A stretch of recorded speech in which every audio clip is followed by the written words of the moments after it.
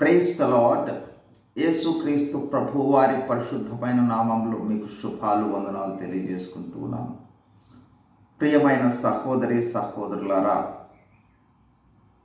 ప్రియమైన సంఘమా, ఈ సమయంలో సువార్త ప్రకటించే విషయంలో మనము ఆసక్తి చూపించకపోవటానికి లేదా సువార్త ప్రకటించకపోవటానికి కానీ లేదా సువార్తను నిర్లక్ష్యం చేసే విషయంలో మనకు కలిగి ఉన్న అవగాహనను గురించి ఒకసారి మనలను మనము పరీక్ష చేసుకోవటానికి ఈ సమయంలో దేవుడు సహాయం చేస్తూ ఉన్నందుకై దేవునికి వందనాలు తెలియజేసుకుంటూ, మొదట సువార్తను గురించి పౌలు భక్తుడు అన్న మాటలను జ్ఞాపకం చేస్తూ ఉన్నాను. చూడండి, 1 కొరింథీ 15 2, 3, 4 వచనాలలో కొంత భాగాన్ని చదువుతున్నాను. నేను ఏ ఉపదేశ రూపముగా సువార్త మీకు ప్రకటించితినో ఆ ఉపదేశమును మీరు గట్టిగా పట్టుకున్న ఎడల ఆ సువార్త వలననే మీరు రక్షణ పొందువారయుందురు. నాకు ఇయ్యబడిన ఉపదేశమును మొదట మీకు అప్పగించి తిని, అదేమనగా లేఖనముల ప్రకారము క్రీస్తు మన పాపముల నిమిత్తము మృతి పొందెను, సమాధి చేయబడెను, లేఖనముల ప్రకారము 3వ దినమున లేపబడెను. యేసుక్రీస్తు ప్రభువు లేఖనముల ప్రకారము మృతి చెంది సమాధి చేయబడి 3వ దినమును లేపబడ్డాడు అనే సత్యాన్ని ప్రకటించటమే, యేసు ప్రభువును తెలియచేయటమే రక్షణ సువార్త. ఈ యేసుక్రీస్తు ప్రభువును తెలియచేయుట ద్వారా రక్షణ అనేది లభ్యమవుతుంది. అదే విషయాన్నే రోమా పత్రిక ప్రారంభ అధ్యాయం 16వ వచనంలో చెప్తూ వచ్చాడు. సువార్తను గూర్చి నేను సిగ్గుపడువాడను కాను, ఎలయనగా నమ్ము ప్రతివానికి, మొదట యూదునికి గ్రీసు దేశస్థునికి కూడా రక్షణ కలుగజేయుటకు అది దేవుని శక్తి అయి ఉన్నది. సువార్తలో శక్తి ఉంది. సువార్త ద్వారా రక్షణ వస్తుంది. ఆ రక్షణను మనము పొందుకున్నాం. హెబ్రీ 2:3లో పౌలు భక్తుడు అంటాడు, ఇంత గొప్ప రక్షణ, ఎంతో గొప్ప రక్షణ. రక్షణ గ్రహింపులోనికి వెళ్ళబోయే ముందు క్లుప్తంగా ఒక్క విషయాన్ని మీ గమనంలోనికి తీసుకొని రావాలనుకుంటా ఉన్నాను. మంచి ఉద్యోగం వచ్చింది అనేకులకు చెప్తాము. మంచి కారు కొనుక్కున్నాము అనేకులకు చెప్తాము. మంచి ఇల్లు కొనుక్కున్నాము అందరికీ తెలియచేస్తాము. అమెరికా ఛాన్స్ వచ్చింది అనేకులకు తెలియజేస్తాం. పేపర్లో సహితం ప్రకటనిస్తాం. ఈ విధంగా మనము పొందిన వివిధ రకాలైన బహుమానాలకు సంబంధించిన వాటిని అనేకులకు ప్రకటిస్తూ ఉన్న విశ్వాసులమైన మనము పొందుకున్న రక్షణను గురించి, ఆ రక్షణకు కారణమైన సువార్తను గురించి ఇతరులకు ప్రకటించకపోవటానికి కారణమేమిటి? ఒకవేళ ఆ రక్షణను గురించిన గ్రహింపు, గొప్పతనము, దాని ద్వారా వచ్చు ఆశీర్వాదాలు, దీవెనలు విషయంలో మనకు పరిమితమైన జ్ఞానం ఉన్నదేమో. లేకపోతే ప్రకటిస్తాం కదా ఇతరులకి. రక్షణ సువార్త నమ్ముడ ద్వారా రక్షణలోనికి వచ్చాము, ప్రకటిస్తే వారికి రక్షణ వస్తుంది. ఆ సువార్తను ప్రకటించే విషయంలో రక్షణను గురించి ఒకవేళ పరిమితమైన జ్ఞానాన్ని కలిగి ఉన్నామా? గమనించండి, రక్షణ దేవుని యొక్క ఏర్పాటు. జగత్తు పునాది వేయక ముందు నిన్ను, నన్ను, ఇంకా అనేక మందిని ఏర్పాటు చేసుకున్నాడు. రక్షణ కొరకు యేసు ప్రభువు చేసిన క్రయము అసాధారణమైనది. పరలోకం నుండే దిగి వచ్చాడు. మన పాపాల కోసము వెల చెల్లించాడు. కేవలము విశ్వాసము ద్వారా మనలను రక్షణలోనికి తీసుకుని వచ్చాడు. రక్షణలోనికి వస్తే నిత్యాగ్ని గుండము నుండి తప్పించబడతారు, నరకము నుండి తప్పించబడతారు, శాంతి సమాధానాలు లేని స్థితి నుండి తప్పించబడతారు, దేవునితో సహవాసం లేని స్థితి నుండి తప్పించబడతారు. రక్షణ ద్వారా దేవునితో సమాధానంలోనికి వస్తారు. సకల సమృద్ధి ఉంటుంది, పరలోక రాజ్యం ఉంటుంది, దేవుని జీవ గ్రంథంలో వారి పేరు ఉంటుంది. వారికి అనేక రకాలైన భద్రతలు, వాక్యము, రక్తము, కృప అందుబాటులో ఉంటుంది. వాళ్ళకి దేవుని సంఘంలో చేర్చబడతారు. దేవుని యొక్క అమూల్యమైన రక్తము తెగక అందుబాటులో ఉంటుంది. అటామిక్ పవర్ కన్నా ఎక్కువ పవర్ కలిగింది. ప్రతి ఆశీర్వాదము, రక్షణ ద్వారా చెప్పిన ఆశీర్వాదాలను మనం చూసినట్లయితే ఎఫెసీయులకు రాసిన పత్రిక 1:3లో పరలోక సంబంధమైన ప్రతి ఆశీర్వాదాలు వస్తాయి. అంతేకాదు, పరలోకమందున్నవే కాదు, ఈ లోకంలో ఉన్నవన్నీ కూడా ఇవ్వాలి అనేది ఈ రక్షణ ద్వారా దేవుని యొక్క దయా సంకల్పం అనే విషయాన్ని మనం గ్రహించాలి. అవన్నీ మనం సువార్త ప్రకటించడం ద్వారా వాళ్ళకు వస్తాయి. ఈ విషయాన్ని ఎఫెసీ 1:3లోను 1:10లోను మనం చూస్తాం. రక్షణ ద్వారా దేవుడు మనలోనికి వస్తాడు. తండ్రి, కుమార, పరిశుద్ధాత్మలు మనలో ఉంటాడు. అట్లాగే దేవుడు యేసుక్రీస్తు ప్రభు యొక్క శరీరమైన సంఘంలోనికి మనం వెళ్తాం.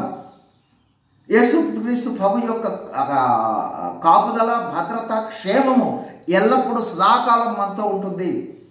రక్షణలోనికి వస్తే దేవుడికి వదిలిపెట్టడం మనల్ని. ఒకానొక సమయంలో దేవుడు రక్షింపబడిన వారి కోసం మధ్యాకాశానికి మన కోసం రాబోతా ఉన్నాడు. మనలను తీసుకుని వెళ్ళి ఈ లోకంలో జీవించిన జీవితం ప్రకారము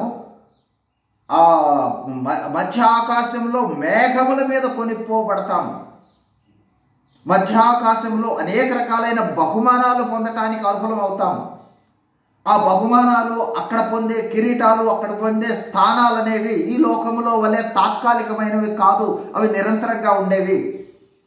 రాజులు, యాజకులుగా 1000 ఏళ్ల పరిపాలనలో మనము ఆ రక్షణ ద్వారా ఏలుబడి చేసేవాళ్ళుగా ఉంటాం. నిరంతరము, నిత్యత్వము, ఆయన మహిమ, ఆయన స్వాస్థ్యము వాడబారనిది, నిర్మలమైనది, శాశ్వతమైనది, అమూల్యమైనది. అంత గొప్ప స్వాస్థ్యము ఆ రక్షణ కొరకు సిద్ధపరిచి ఉన్న అనుభవాల్లో మనము ఉన్నట్లయితే, మనం ఒక గొప్ప లౌకిక సంబంధమైనది కొనుక్కుంటేనే అందరికీ తెలియజేస్తాం కదా.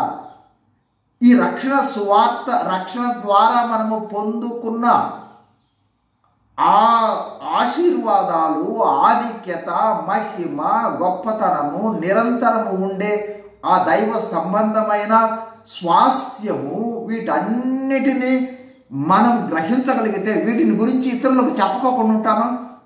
అంత మాత్రమే కాదు, ఈ సువార్త ఇతరులకు ప్రకటిస్తే వాళ్ళు కూడా వీటన్నిటికి అర్హులవుతారు. సాధారణంగా ఒక కారు కొన్నట్లయితే ఆ కారును చూసి అనేకులకు చెప్తాం, అది మన దగ్గరే ఉంటుంది. కానీ సువార్త ద్వారా మనం ఏమి పొందుకున్నామో వాటన్నిటికీ వాళ్ళు కూడా అర్హులవుతారు. వాళ్ళకు కూడా ఇస్తాం. వాళ్లకు పరలోక స్వాస్థ్యము, వాడబారని స్వాస్థ్యము, దేవుని కాపుదల, దేవుని సహవాసము, దేవునితో నిరంతరము కొనసాగే అనుభవము.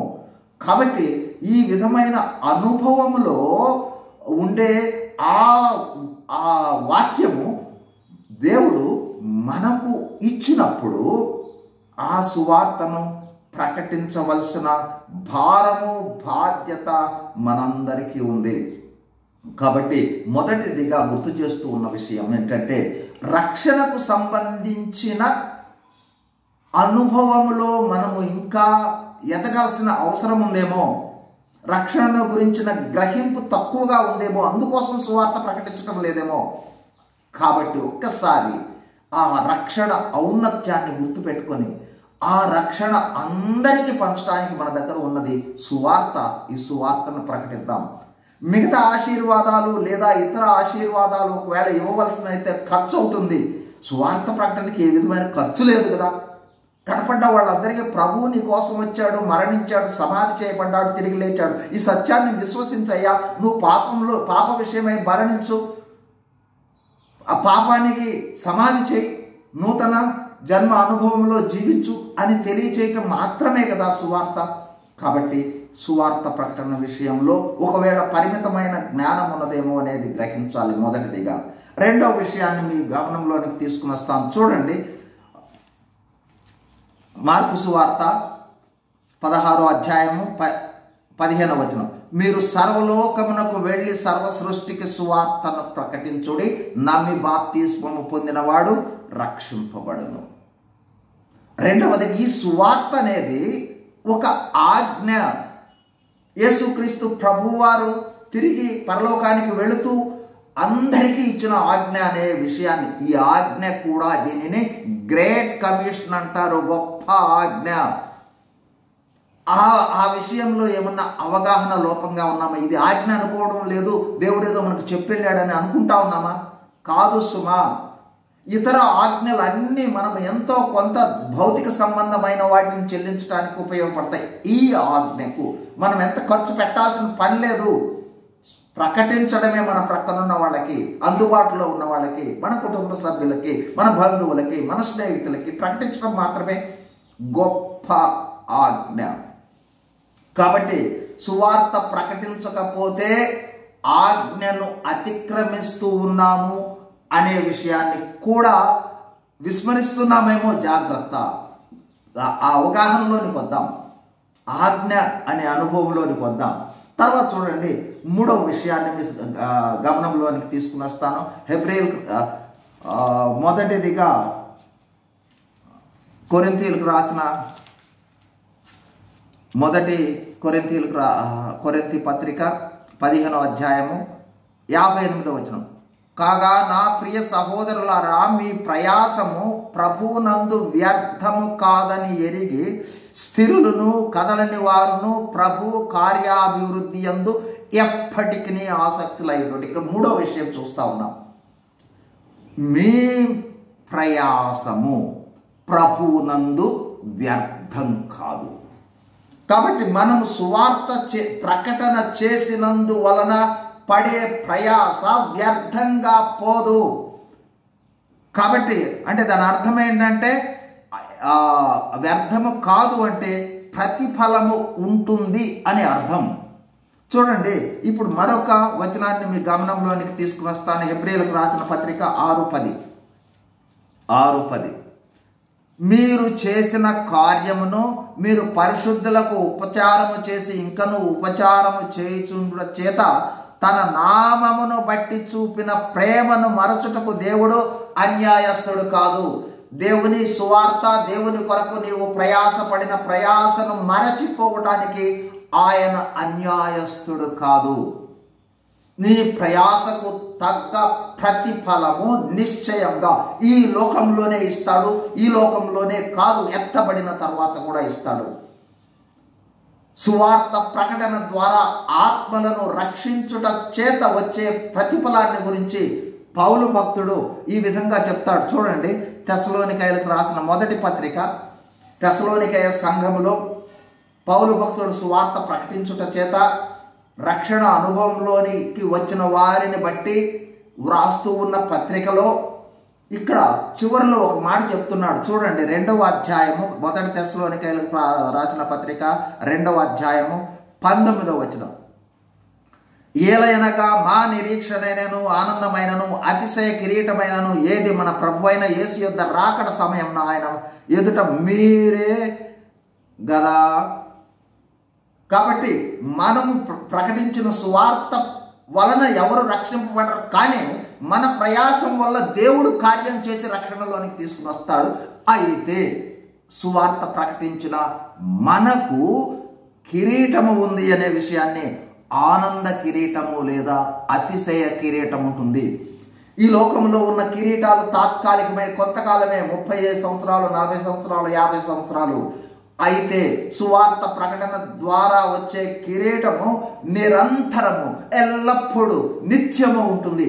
ఆ విధమైన కిరీటము మన కోసము సువార్త ప్రకటన చేసిన వాళ్ళ కొరకు సిద్ధపరిచి ఉంచాడు అనే విషయంలో ఏదైనా గ్రహింపు లోపంగా ఉందా? కాబట్టి కిరీటం కూడా ఉంది సువార్త ప్రకటన వల్ల. అట్లాగే చూడండి, మరొక విషయాన్ని మీ గమనంలోనికి తీసుకుని వస్తాం.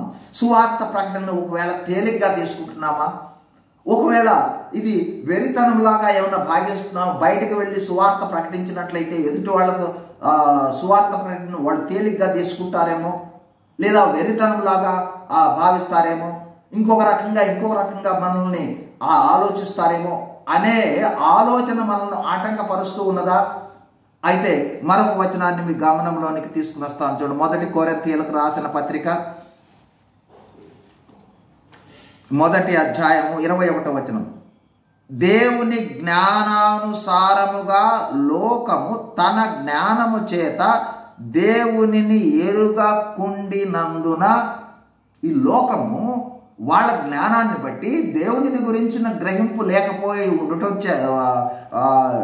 ఎరుగుకుండినందున సువార్త ప్రకటన అను వెర్రితనము చేత, సువార్త ప్రకటన ఒకవేళ అందరూ వెర్రి వాళ్ళు అనుకుంటున్నారేమో, చూసే వాళ్ళకి ఇది వెర్రితనం, ఏమిటి వీళ్ళు ఇట్లా ప్రకటిస్తూ ఉన్నారని, సువార్త ప్రకటనను వెర్రితనము చేత, చూడండి ఇప్పుడు, నమ్ము వారిని రక్షించుటకు దేవుని దయాపూర్వక సంకల్పమాయను.